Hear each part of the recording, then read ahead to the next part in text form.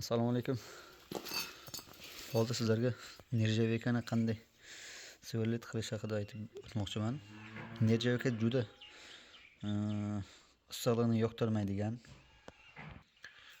qattiqligi qattiq, temirga o'xshab emas, o'xshashi u. Oddiy koronkalar bilan shuni teshish mumkin emas, bu juda qiyin narsa. Bular oddiy svello. Bular bilan teshish mutlaqo qiyin narsa. Nержавейкani. Bu nержавейка IEC 304 markali. Wolfram karbidoviy nima bilan teshsa bo'ladi faqat. U juda qattiq, issiqlikdan qo'rqmaydi o'sha svello. Buni teshishga mana shu svello bo'lishi mumkin. Bu kobaltli, 5% kobalt materiali qo'shilgan. Issiqlikdan qo'rqmaydi. Faqat mana shunda teshsa bo'ladi. Lekin buni ham darrov uchini o'tmas qilib qo'yadi.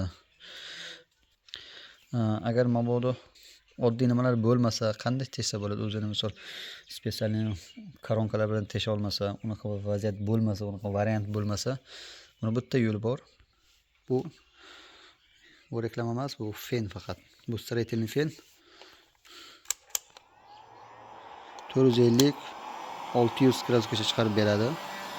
Birinchi qizdirish kerak joyini. Teshadigan joyini yaxshilab 200-300 gradusgacha qizdirish kerakda. Keyin hatman masla qo'yish kerak.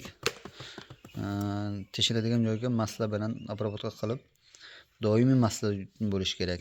Bo'lmasa darrov uchi o'tmas bo'lib qoladi. Men hozir bir 25 diametrda kesdim.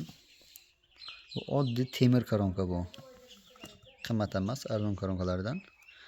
Lekin yo'lini qilsa, shunday yo'lini qilsa faqat teshsa bo'ladi. Doimiy qizdirib turib, lekin haddan tashqari bu qizib ketmasligi. Buning uchun nima kerak? Massa kerak. Doimiy smaska bo'lish kerak-da. Yana qandaydir izohlar bo'lsa, savollar bo'lsa, izohlarda qoldirishingiz mumkin.